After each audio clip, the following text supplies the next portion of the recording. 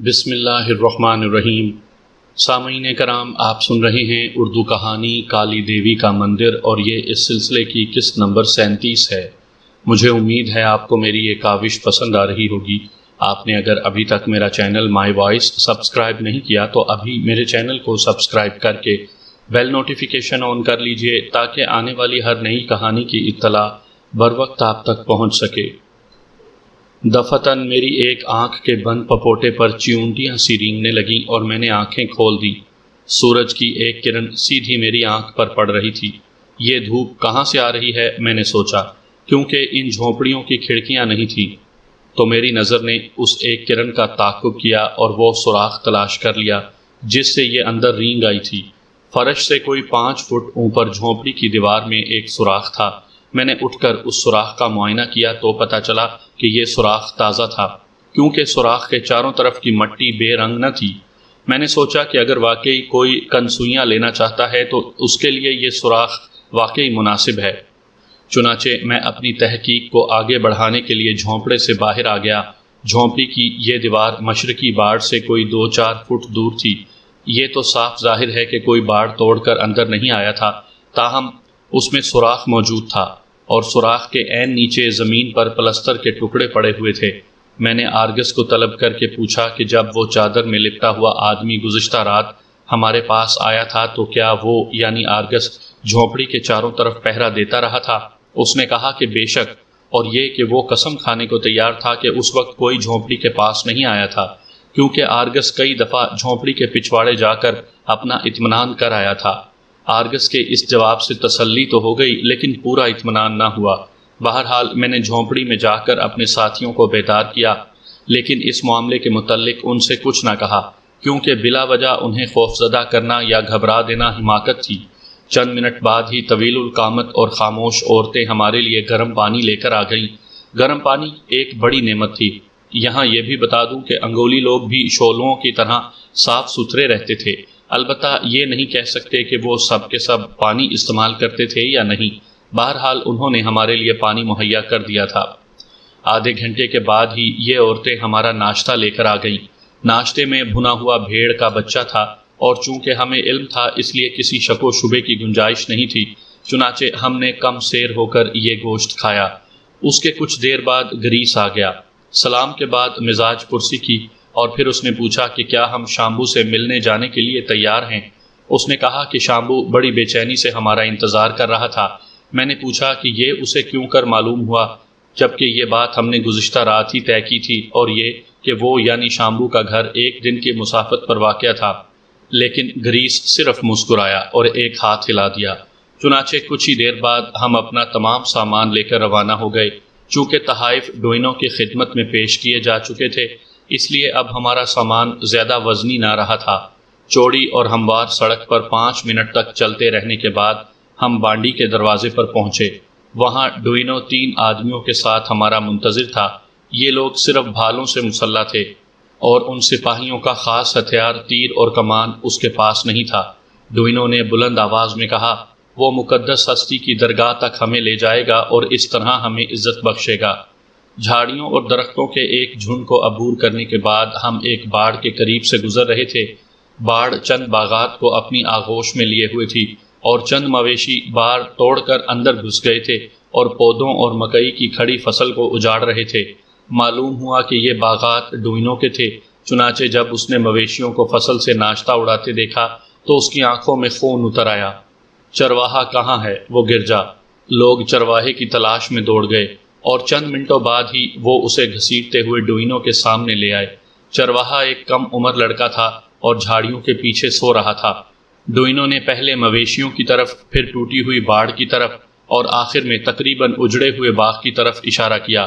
لڑکا گڑ گڑانے اور معافی طلب کرنے لگا۔ قتل کر دو اسے، ڈوئنو گرجا۔ اس پر چرواہا زمین پر لیٹ گیا۔ اس نے ڈوئنو کے ٹخنے پکڑ لیے۔ وہ اس کے قدم چومنے اور رو رو کر کہنے لگا کہ وہ مرنا نہیں چاہتا، وہ موت سے ڈرتا ہے۔ ڈوئنو نے اپنے ٹخنے چھڑانے کی کوشش کی، لیکن کامیاب نہ ہوا۔ چنانچہ اس نے اپنے چوڑے پھل والا بھالا اٹھایا اور ایک ہی وار میں چرواہے کی گریہ زاری کا بھی خاتمہ کر دیا۔ سپاہیوں نے خوشی کے طور پر یا سلام کے لیے تالیاں بجائیں۔ اس کے بعد ڈوئنو نے اشارہ کیا اور 4 سپاہی چرواہے کی لاش اٹھا کر بانڈی کی طرف چل دیے۔ اس رات یقیناً چرواہے کی لاش کو سائبان میں اس بڑی انگیٹھی پر بھونا گیا ہوگا جس کی ایک جھلک ہم دیکھ چکے تھے۔ جیگلر نے ڈوئنو کی یہ صفاقی دیکھی تو اس کی داڑھی کے بال کھڑے ہو گئے اور لیموشن نے دانت پیس کر کہا بے درد اور اپنا گھونسا بلند کیا، جیسا کہ ڈوئنو کو ابھی فرش پر چت کر دے گا، اور اگر میں عین وقت پر لیموشن کا ہاتھ نہ پکڑ لیتا تو یقیناً وہ ڈوئنو پر گھونسا رسید کر دیتا۔ ڈوئنو، جیگلر نے کہا، غالباً تم نہیں جانتے کہ خون کا بدلہ خون ہے۔ جب تمہارا وقت آئے گا تو اس چرواہے کو یاد کر لینا جسے تم نے یوں بے دردی سے قتل کر دیا۔ تم سحر کر رہے ہو مجھ پر سفید فام، ڈوئنو گرجا۔ اس کی آنکھوں میں شعلے بھڑک رہے تھے۔ اگر ایسا ہی ہے تو پھر، اور اس نے ایک بار پھر اپنا بھالا بلند کیا اور جیگلر بڑی بے خوفی سے جہاں کھڑا تھا وہاں کھڑا رہا۔ گریس جلدی سے آگے بڑھ کر جیگلر اور ڈوئنو کے درمیان آ گیا۔ روتانو، پیچھے ہٹ جاؤ، وہ چیخ کر بولا، ہمارے معاملات میں دخل نہ دو، ڈوئنو زندگی اور موت کا آقا ہے۔ جیگلر، جو اب جواب دینے کے لیے جا رہا تھا، میں نے جلدی سے کہا، خدا کے لیے چپ رہو جیگلر، ورنہ تمہارا حشر بھی چرواہے کا سا ہوگا۔ ہم سب اس شیطان کے اختیار میں ہیں۔ خدا کا شکر تھا کہ جیگلر سمجھ کر پیچھے ہٹ گیا۔ تھوڑی دیر بعد ہم یوں آگے روانہ ہو گئے جیسے کچھ ہوا ہی نہ ہو۔ البتہ اس واقعے کے بعد اتنا ضرور ہوا کہ ہمیں یہ فکر نہ رہی کہ ڈوئنو کے ساتھ کیا واقعہ ہوتا ہے، چاہے زندہ رہے چاہے مر جائے۔ ڈوئنو گزشتہ رات ہمارے قدموں میں لوٹ رہا تھا اور ہمیں اس پر رحم آ گیا تھا، اور اب وہ رحم ہمارے دلوں میں نہ تھا۔ تاہم اس کی صفاقانہ حرکت کا یہ جواز پیش کیا جا سکتا تھا کہ موت کے خوف سے وہ دیوانہ ہو رہا تھا اور نہیں جانتا تھا کہ وہ کیا کر رہا ہے۔ کم سے کم وہ جیگلر پر تو کبھی بھالا نہ اٹھاتا۔ دن بھر یہ ایک ہموار اور زرخیز علاقوں میں سفر کرتے رہے۔ چند علامتوں سے پتہ چلتا تھا کہ یہ پورا علاقہ کبھی لہلہاتے کھیتوں سے بھرا رہا ہوگا۔ اب کھیت بہت کم تھے اور وہ بھی ایک دوسرے سے کافی دور، چنانچہ ہر طرف بالن کی قسم کے جنگل تھے۔ دوپہر کے وقت ہم نے تالاب کے کنارے قیام کیا اور کچھ دیر سستانے کے بعد ہم پھر روانہ ہو گئے، اور ہم اس عجیب اور سیاہ چٹانی دیوار کی طرف بڑھ رہے تھے جو عمودی معلوم ہوتی تھی، جہاں پہاڑ عجیب شان سے بلند ہوتا چلا گیا تھا۔ کوئی 3 بجے ہم اس چٹانی دیوار کے قریب پہنچ چکے تھے جو شرقاً غرباً حد نظر تک چلی گئی تھی۔ اس دیوار میں ایک بڑا سا سوراخ تھا اور اسی سوراخ تک پہنچ کر یہ راستہ ختم ہو جاتا تھا۔ یہ سوراخ ایک غار کا دہانہ تھا۔ ڈوئنو ہمارے پاس آیا اور بڑے خجل انداز میں ہم سے بات چیت کرنے کی کوشش کی۔ میرے خیال میں اس پہاڑ کو دیکھتے ہی جس کے قریب ہم پہنچ رہے تھے اس کا خوف عود کر آیا تھا۔ چنانچہ اب ڈوئنو ہمارے دلوں سے برا اثر مٹانا چاہتا تھا، کیونکہ وہ ہمیں اپنا نجات دہندہ یقین کر چکا تھا۔ ہمیں اس نے مطلع کیا کہ چٹانی دیوار میں وہ سوراخ دراصل عظیم شامبو کے گھر کا دروازہ تھا۔ میں نے سر ہلا دیا اور منہ سے کچھ نہ کہا، کیونکہ اس خونی بادشاہ کے قرب سے مجھے گھن آنے لگی تھی۔ چنانچہ وہ ہمارے قریب سے ٹل گیا، لیکن وہ بڑی لجاجت اور ساتھ ہی ساتھ شک سے ہماری طرف دیکھ رہا تھا۔ اس کے بعد کوئی قابل ذکر واقعہ نہ ہوا، یہاں تک کہ ہم اس حیرت انگیز چٹانی دیوار کے قریب پہنچ گئے جو سخت پتھروں کی بنی ہوئی تھی اور غالباً صدیوں سے طوفان کا مقابلہ کرتی آئی تھی۔ اس کے برخلاف وہ چٹان جس میں یہ دیوار تھی نرم پتھر کی تھی، چنانچہ موسموں کے رد و بدل اور جھیل کے اتار چڑھاؤ نے گھس گھس کر اسے یہاں وہاں سے توڑ دیا تھا۔ اس دیوار میں غار کا دہانہ تھا اور یہ غار قدرتی تھا۔ یہ غار صدیوں پہلے رہا ہوگا اور جھیل جب تک پوری بھر جاتی ہوگی تو اس کا زائد پانی اسی غار یا اس طرف آ نکلتا ہوگا اور اس وقت انگولی علاقہ زیر آب آباد ہوگا۔ ہم رک گئے اور اس اندھیرے غار کی طرف دیکھنے لگے۔ یقیناً یہ وہی غار تھا جہاں لوگارٹ اپنی جوانی میں آیا تھا۔ ڈوئنو نے کوئی حکم دیا اور چند سپاہی ان جھونپڑیوں کی طرف چلے جو غار کے دہانے کے قریب تھی۔ میرے خیال میں ان جھونپڑیوں میں شامبو کے خدمت گار نگہبان رہتے تھے، حالانکہ ان لوگوں کو ہم نے کبھی نہیں دیکھا تھا۔ تھوڑی دیر بعد یہ سپاہی واپس آئے تو سلگتی مشلیں لیے ہوئے آئے۔ یہ مشلیں ہم لوگوں میں تقسیم کر دی گئیں اور ہم کانپتے ہوئے اس اندھیرے غار میں اس طرح داخل ہوئے کہ ڈوئنو آگے سپاہیوں کے ساتھ اور گریس آدھے سپاہیوں کے ساتھ ہمارے پیچھے تھا۔ غار کا فرش اور چھت دیواریں بھی چکنی اور چمکدار تھی۔ غالباً یہ پانی کا عمل تھا۔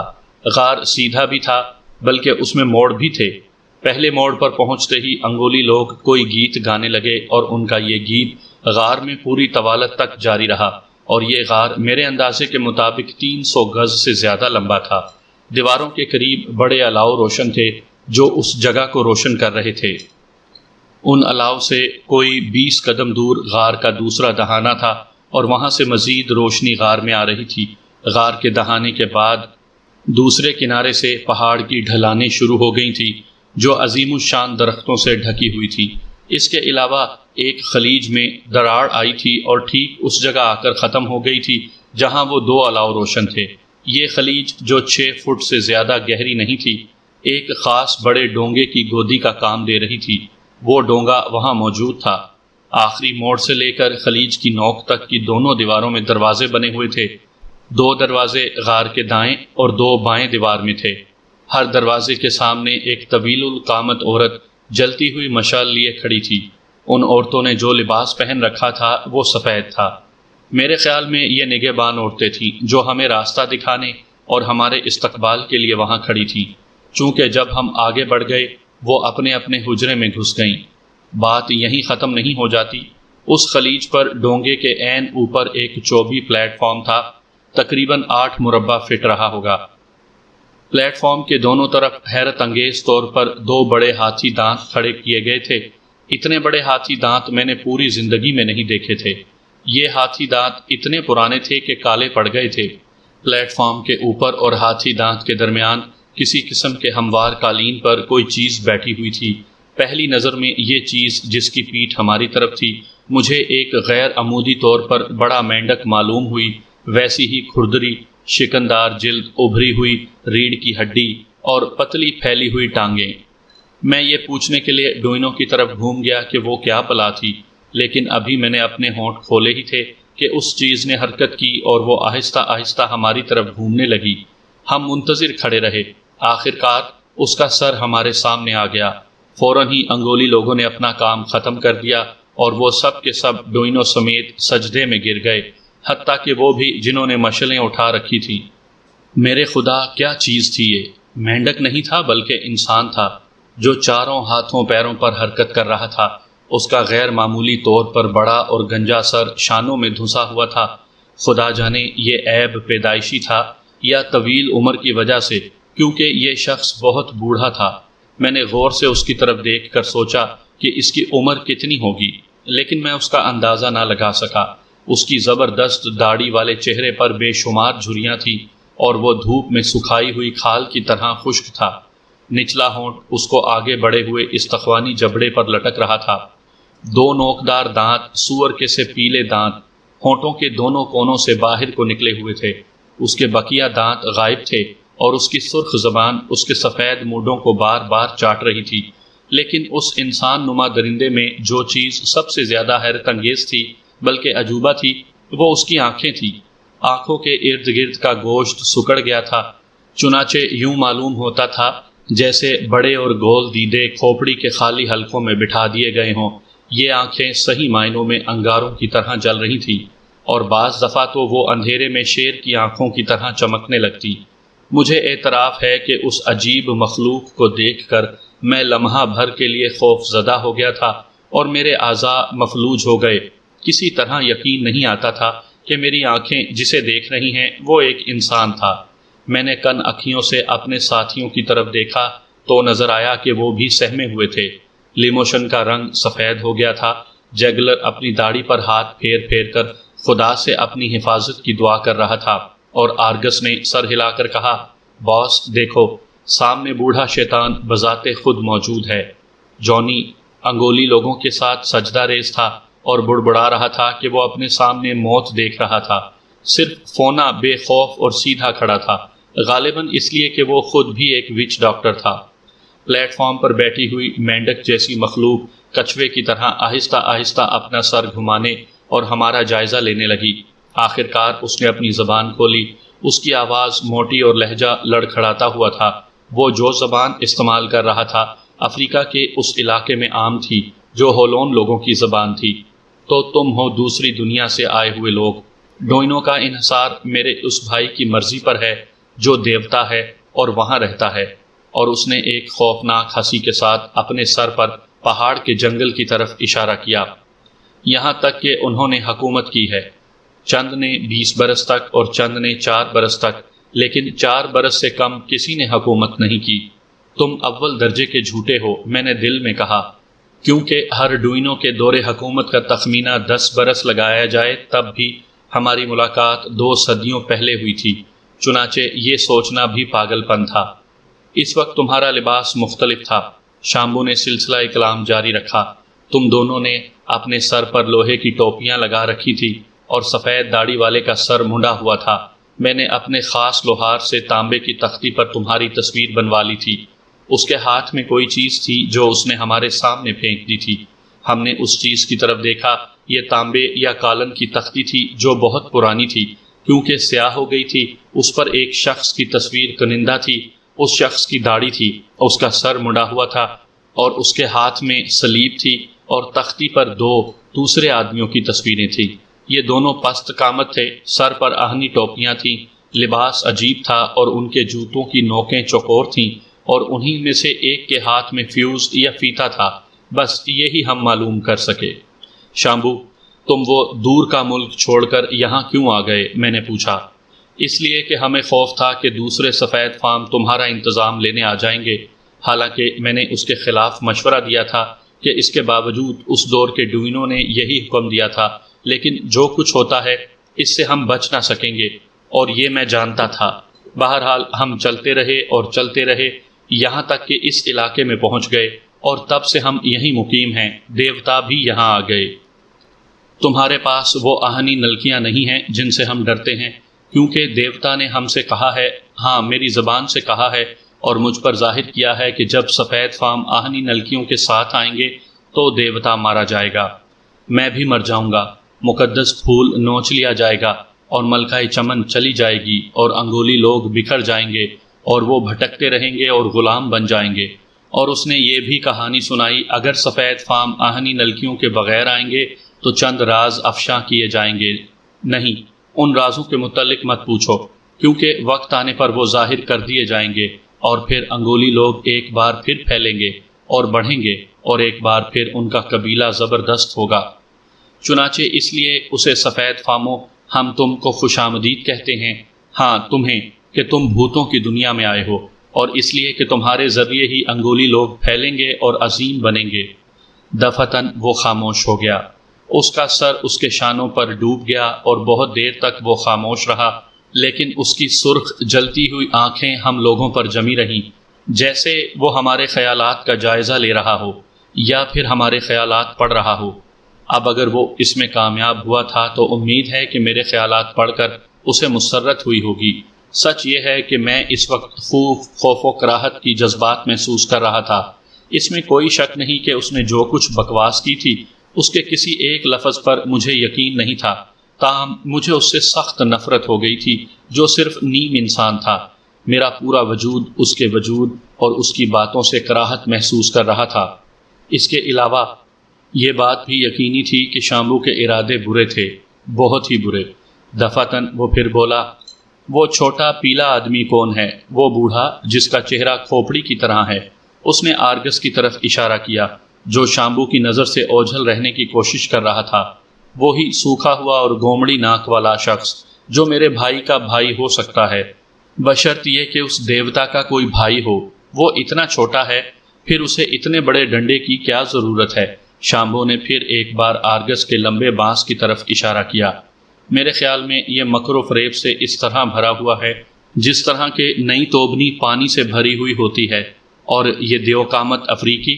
اس نے فونا کی طرف دیکھا، تو میں اس سے نہیں ڈرتا، کیونکہ اس کا جادو میرے جادو سے کم درجہ ہے، لیکن وہ چھوٹا زرد چہرے والا جو اپنے ہاتھ میں لمبا ڈنڈا اور پیٹھ پر گٹھر لیے کھڑا ہے، ہاں میں اس کی طرف سے مطمئن نہیں ہوں۔ میرے خیال میں مناسب ہوگا کہ اس کا خاتمہ فوراً ہی کر دیا جائے۔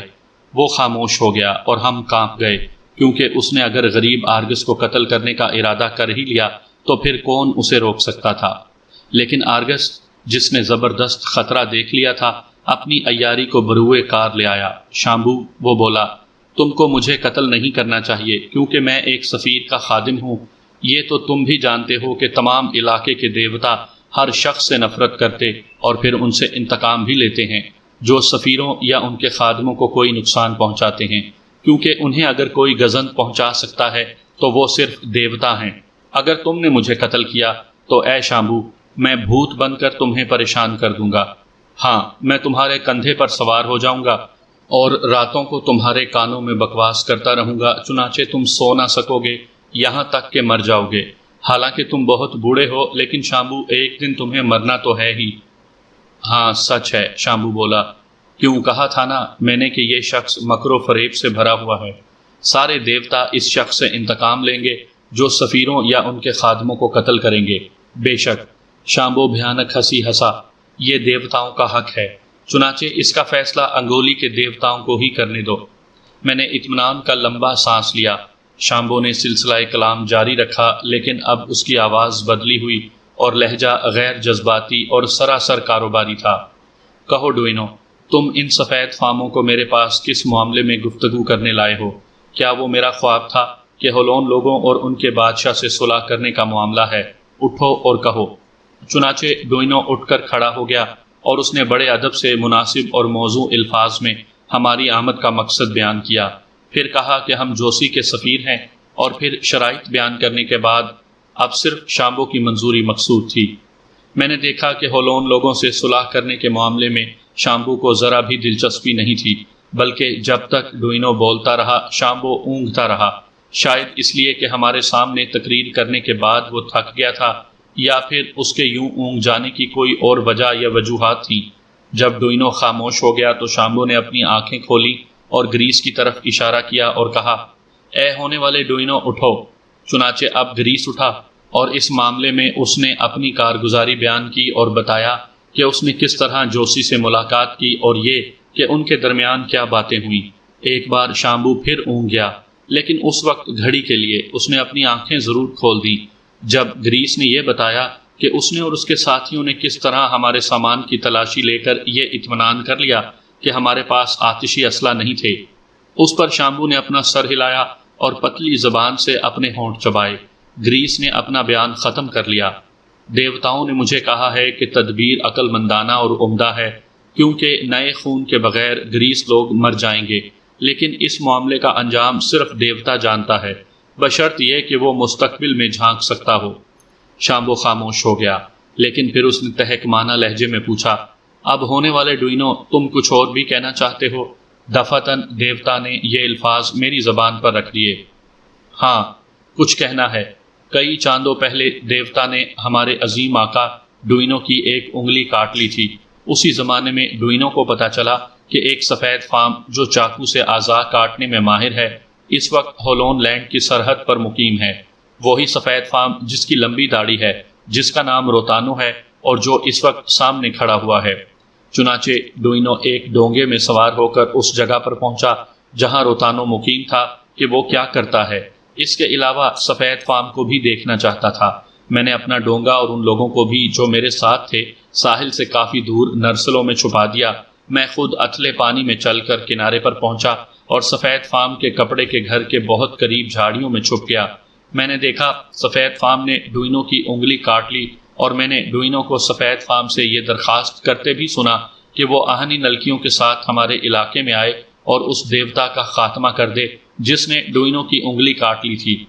یہ الفاظ نہیں تھے، ایک بجلی تھی جو سب پر کڑک کر گری۔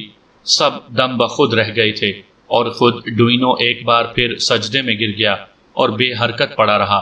صرف شامبو نے حیرت کا اظہار نہ کیا، غالباً اس لیے کہ وہ اس داستان سے واقف تھا۔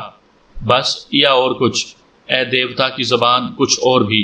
گزشتہ رات اس مجلہ مشاورت کے بعد جس کا ذکر کیا جا چکا ہے، ڈوئنو نے اپنے آپ کو چادر میں لپیٹا اور سفید فاموں سے ان کی جھونپڑی میں ملاقات کی۔ میں جانتا تھا کہ یہ ایسا ہی کرے گا، چنانچہ میں پہلے سے ہی تیار تھا۔ میں نے باڑ کے باہر ہی سے بھالے کی نوک سے جھونپڑی کی دیوار میں سوراخ کیا، پھر ایک پولا نرسل لے کر باڑ میں سے گزرا تاکہ جھونپڑی کی دیوار میں بنائے ہوئے سوراخ میں داخل کر دیا جائے، اور نرسل کے دوسرے سرے پر کان رکھ کر میں نے ساری باتیں سن لیں۔ شاباش، آرگس بے اختیار بڑبڑایا، اور میں اس نرسل کے نیچے سے گزرتا رہا اور مجھے کچھ پتہ نہ چلا۔ آرگس، تو نے دنیا دیکھی ہے، اس کے باوجود تجھے ابھی بہت کچھ سیکھنا ہے۔ دوسری باتوں کے علاوہ میں نے یہ بھی سنا، گریس نے سلسلہ کلام جاری رکھا، اور میرے خیال میں یہی ایک بات بتا دینا کافی ہوگا۔ البتہ اگر شامبو نے حکم دیا تو میں دوسری باتیں بھی بیان کر دوں گا۔ میں نے سنا گریس کی آواز غار کی مکمل ترین خاموشی میں بڑی لرزہ خیز معلوم ہو رہی تھی۔ ہاں، میں نے سنا کہ ڈوئنو، جو طفلی دیوتا کہلاتا ہے، سفید فاموں کے ساتھ یہ سودا کر رہا ہے کہ وہ دیوتا کو قتل کر دیں گے۔ کس طرح یہ میں نہیں جانتا، کیونکہ اس کے متعلق ان کے درمیان کچھ نہیں کہا گیا، اور یہ کہ اس کے عوض ملکہ چمن، اس کی بیٹی اور مقدس پھول اور اس کا پودا جڑ سمیت ان کے حوالے کر دیا جائے گا، اور سفید فام ان تینوں کو اپنے ساتھ جھیل کے اس پار لے جائیں گے۔ بس میں کہہ چکا شامبو۔ غار میں سناٹا چھایا ہوا تھا، اور شامبو شعلہ بار نظروں سے سجدے میں پڑے ہوئے ڈوئنو کی طرف دیکھ رہا تھا۔ وہ بہت دیر تک اسے گھورتا رہا، اور پھر یہ خاموشی ٹوٹ گئی، کیونکہ خوفزدہ ڈوئنو ایک دم کھڑا ہوا۔ اس نے بھالا گھسیٹ لیا اور اس کی نوک اپنے سینے کی طرف کر دی، لیکن اس سے پہلے کہ بھالے کی نوک اس کے سینے کو چھوتی، بھالا اس کے ہاتھ سے چھین لیا گیا۔ چنانچہ اب ڈوئنو نہتتا کھڑا تھا۔ ایک بار پھر موت کی سی خاموشی طاری تھی، لیکن ایک بار پھر یہ خاموشی ٹوٹ گئی، چونکہ ایک دفعہ خود شامبو اپنی مسند پر سے اٹھ کھڑا ہوا تھا۔ ایک زبردست پھولی ہوئی گھناؤنی چیخ، وہ غصے کے عالم میں زخمی بھینسے کی طرح ڈکرایا۔ مجھے یقین نہ آیا تھا کسی بھی بوڑھے کے پھیپھڑوں سے ایسی آواز نکل سکتی ہے۔ پورے 1 منٹ تک اس کی غراہٹ غار میں گونجتی رہی۔ ادھر انگولی لوگوں نے سجدے سے اپنے سر اٹھائے اور اپنی انگلیاں ڈوئنو کی طرف بڑھا دیں۔ ان سب کے غصے کا ہدف غریب ڈوئنو بنا ہوا تھا۔ حیرت ہے کسی کو ہم پر غصہ نہ تھا۔ شامبو اپنے پھولے ہوئے جسم کو مینڈک جیسی پتلی ٹانگوں پر سنبھالے ہوا تھا، اور اس کی سرخ آنکھیں، اس کے پیچھے جھیل کی پرسکون سطح پر پھیلی ہوئی شام کی روشنی، اور اس کے غضب میں جنگل کے درختوں پر سورج کی سرخ کرنیں، بکھری ہوئی اور سفید چوغوں میں ملبوس انگولی جو جھکے ہوئے تھے، لیکن ڈوئنو کی طرف دیکھ کر سانپوں کی طرح پھونکار رہے تھے۔ خدا جانے کتنی دیر یہ سلسلہ جاری رہا، یہاں تک کہ شامبو نے ایک بار پھر وہ سینگ اٹھا کر پھونکا۔ فوراً ہی مختلف حجروں میں سے عورتیں نکل آئیں، لیکن جب انہوں نے دیکھا کہ یہ بلاوا ان کے لیے نہیں تھا تو وہ جہاں تھیں اسی حالت میں بت بن گئیں۔ سینگ کی آواز اور ساتھ ہی دوسری آوازیں بھی خاموش ہو گئیں۔ غار میں قبر کی سی خاموشی تھی، البتہ الاؤ میں جلتی ہوئی لکڑیوں کے چٹخنے کی آواز کبھی کبھی سنائی دے جاتی تھی۔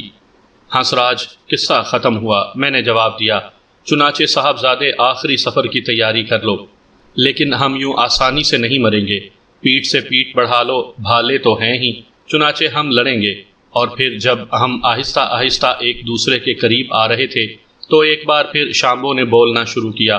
تو وہ جو ڈوئنو تھا، شامبو چیخا، تو تم نے ان سفید فاموں سے مل کر دیوتا کا خاتمہ کرنے اور اس کے عوض انہیں مقدس پھول، ملکہ چمن اور اس کی بیٹی دینے کی سازش کی تھی۔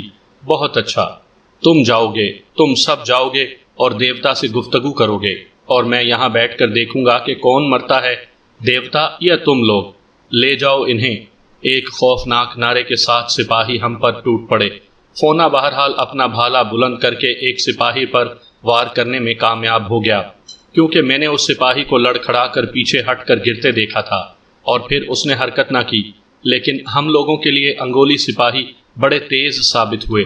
نصف منٹ سے بھی کم وقت میں وہ لوگ ہمیں پکڑ چکے تھے، بھالے ہمارے ہاتھوں سے گھسیٹے جا چکے تھے، اور ہمیں اور ہمارے ساتھ ڈوئنو کو بھی دھکیل کر ڈونگے میں پھینک دیا گیا تھا۔ ہم 6 اور ایک ڈوئنو، چنانچہ کل 7، اور ہمارے ساتھ چند ہی سپاہی جن میں گریس بھی تھا، کود کر ڈونگے میں سوار ہو گئے۔ ڈونگے کو دھکیل کر اس پلیٹ فارم سے جس پر شامبو بیٹھا ہوا تھا نکال کر کھاڑی یا جھیل کے دہانے کے پرسکون پانی میں لایا گیا۔ یہ کھاڑی یا جھیل کا دہانہ جو کچھ بھی تھا، اس چٹانی دیوار کو جس میں شامبو کا غار تھا پہاڑ سے الگ کر رہا تھا۔ جب ہمارا ڈونگا غار کے اس دوسری طرف کے دہانے سے باہر نکل رہا تھا تو شامبو اپنی مسند پر گھوم گیا، اور اب اس کا منہ ہماری طرف تھا، اور اس نے چیخ کر ایک حکم صادر کیا۔ اے ڈوئنو، اس نے کہا۔ اس کو جو ڈوئنو تھا اور 3 سفید فاموں کو اور ان کے 3 ملازموں کو اس جنگل کی سرحد پر جو دیوتا کا گھر کہلاتا ہے چھوڑ کر تم لوگ واپس آ جاؤ اور بستی کی طرف لوٹ جاؤ، کیونکہ یہاں بیٹھ کر تنہا میں ان کا انجام دیکھوں گا، اور جب معاملہ ختم ہو جائے گا تو میں تمہیں طلب کر لوں گا۔ گریس نے اپنا سر جھکا دیا، پھر اس کا اشارہ پا کر 2 سپاہیوں نے چپو اٹھائے اور ڈونگے کو کھیلنے لگے۔ اس جھیل کے متعلق سب سے پہلی بات میں نے یہ دیکھی کہ اس کا پانی روشنائی کے رنگ کا تھا۔ یہ غالباً اس لیے تھا کہ اول تو یہ جھیل بہت زیادہ گہری تھی، اور دوم اس لیے کہ اس کے ایک طرف بلند چٹان تھی اور دوسری طرف بلند و بالا درخت تھے، اور ان کا سایہ ان کی پرسکون سطح پر پڑ رہا تھا۔ اس کے علاوہ میں نے یہ بھی دیکھا کہ اس کے دونوں کناروں پر بے شمار مگرمچھ تختوں کی طرح پڑے ہوئے تھے۔ آگے بڑھ کر جہاں جھیل ذرا تنگ معلوم ہوتی تھی، پانی کی سطح پر دندناتے دار ٹہنے ابھرے ہوئے تھے، جیسے بڑے بڑے درخت جھیل میں گر پڑے ہوں یا گرا دیے گئے ہوں۔ مجھے یاد آیا کہ لوگاٹ نے کہا تھا کہ جب وہ نوجوانی میں یہاں سے فرار ہوا تھا تو ایک ڈونگے میں سوار ہو کر اس نے یہ دہانہ عبور کیا تھا، اور میں نے سوچا کہ ان ابھرے ہوئے ٹہنوں کی وجہ سے لوگاٹ اب اس طرح فرار نہیں ہو سکتا تھا، الا یہ کہ اس نے کھاڑی زبردست سیلاب کے وقت عبور کی ہو۔